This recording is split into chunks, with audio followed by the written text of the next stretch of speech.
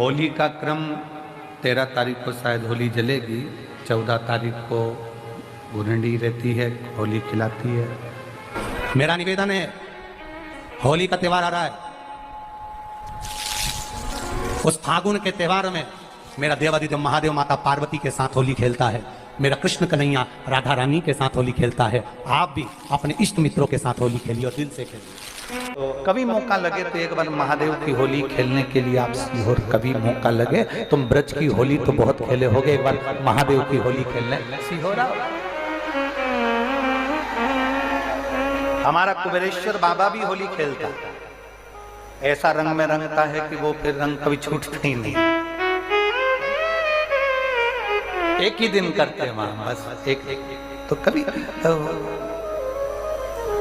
अपने स्वभाव को नहीं बदलना। हम भी उसमें रहते हैं, पूरी होली में आपके साथ में गुलाल खेलने के हम भी सामने तुम्हारे साथ साथ चलते हैं, क्योंकि हम 5 महादेव के साथ होली खेलने के लिए उस दिन निकलते हैं। 5 महादेव, उस दिन हमारा नियम रहता है 5 महादेव के मंदिर जाना है, उनके साथ रंग खेल कर आना। 5 महादेव के साथ जो रंग खेला वो जिंदगी में पंचम इंद्री हो, चाहे वो कर्म इंद्री हो, चाहे वो ज्ञान इंद्री हो, चाहे वो मन रूपी इंद्री हो, ये सब भगवान के रंग में रंगी रहे, इसलिए हम 5 महादेव के साथ होली खेलने के लिए उस दिन निकलते हैं। कभी आपको मौका लगे तो आप अंदाजा लगाना, जो सीहोर के आसपास के हो या आसपास रहते हो, और छुट्टी मिल जाए तुम्हें होली के समय पर, तो उस समय पर स्मरण करना। जिस दिन होली जलती है उस दिन नहीं, उसके दूसरे दिन भी नहीं, उसके तीसरे दिन शिव तत्व सुबह हम जल्दी उस समय 9 बजे होली खेलने के लिए बाबा के साथ निकल गए। शिव तत्व अहम से, अहंकार से दूर हो जाओ। दिवाली तुमको थोड़ा सा अभिमान सिखा सकती है, रक्षाबंधन तुमको थोड़ा सा अभिमान सिखा सकती है, मकर संक्रांति तुमको थोड़ा सा अभिमान सिखा सकती है।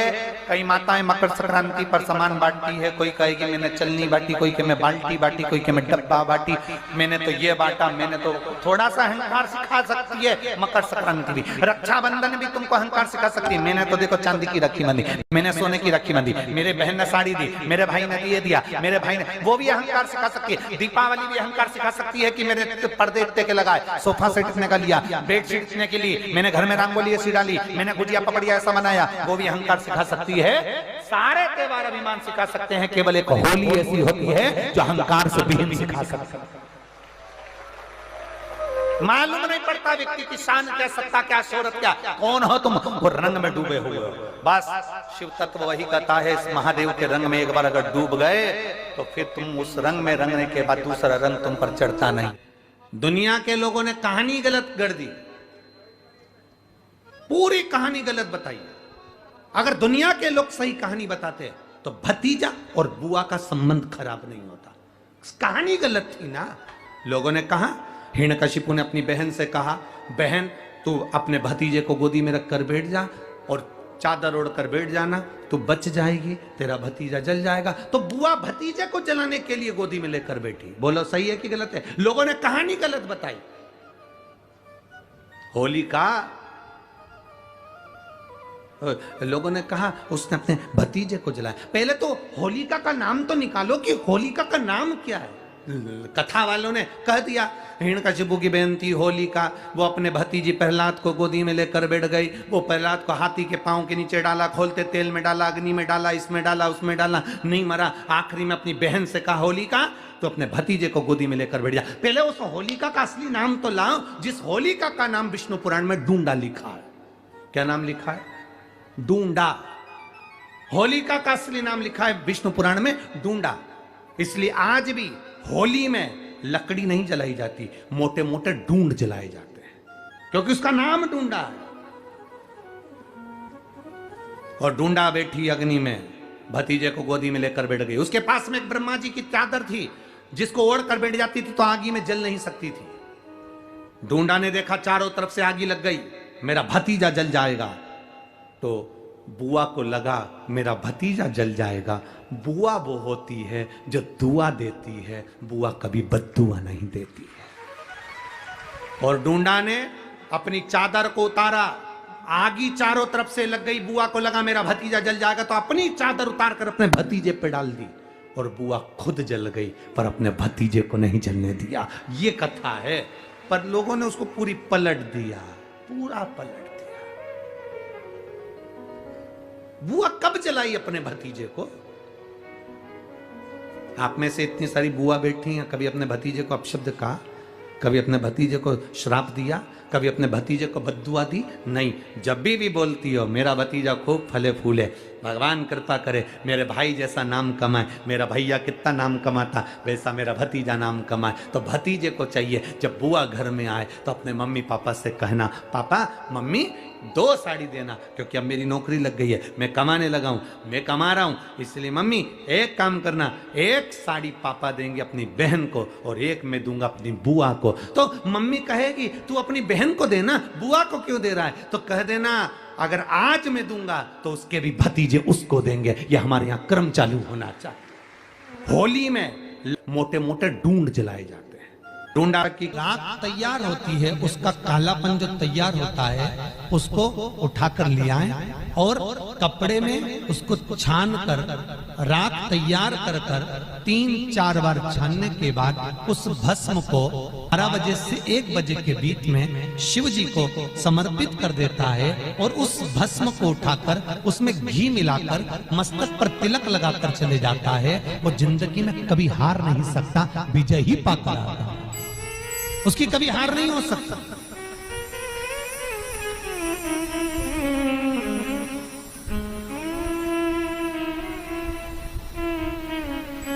वो कभी हार नहीं सकता।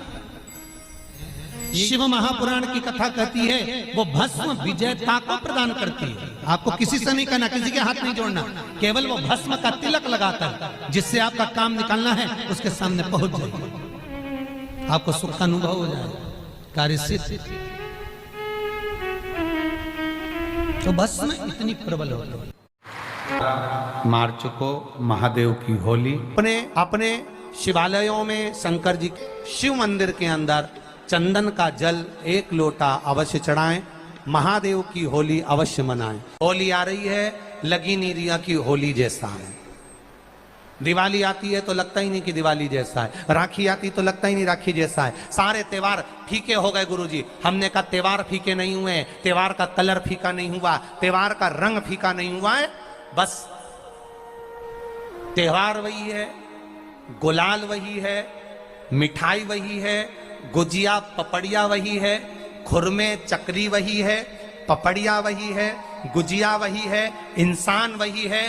बस बाजार में से जो रौनक समाप्त नहीं हुई है, रौनक आपके भीतर की समाप्त हो गई। आपके भीतर इतनी ईर्ष्या भराती गई, इतनी ईर्ष्या भराती गई, इतनी ईर्ष्या भराती गई कि वो ईर्ष्या के कारण, उस अहंकार के कारण, उस अहम के कारण तुम एक दूसरे से मिलना पसंद नहीं कर पाते। पहले के लोग कहते थे हमारे यहाँ जब होली होती थी इतने लोग आते थे, मिलने जाते थे, गुलाल लेकर जाते थे। आजकल तो कोई दिखता नहीं है। कारण केवल इतना सा है, तुम्हारा अहंकार, तुम्हारा ईगो, तुम्हारा अभिमान तुम्हें अपने घर से बाहर नहीं निकालता। तुम घर से बाहर नहीं निकलते अपने अहंकार के कारण, अपनी काया के कारण, अपनी अभिमतता के कारण आप दूसरे से मिलना पसंद नहीं करते। जरा सा कोई ने कलर लगाया तुम्हें क्रोध आ गया, जरा सा किसी ने गुलाल लगाया तुम्हें गुस्सा आ गया, जरा सा कोई आया भाभी जी भैया जी करके गुलाल लगा गया, तुम न न न न न न न न न कहां जाओ।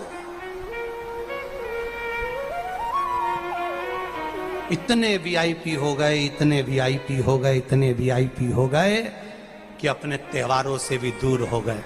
मेरा निवेदन है, होली का त्योहार आ रहा है,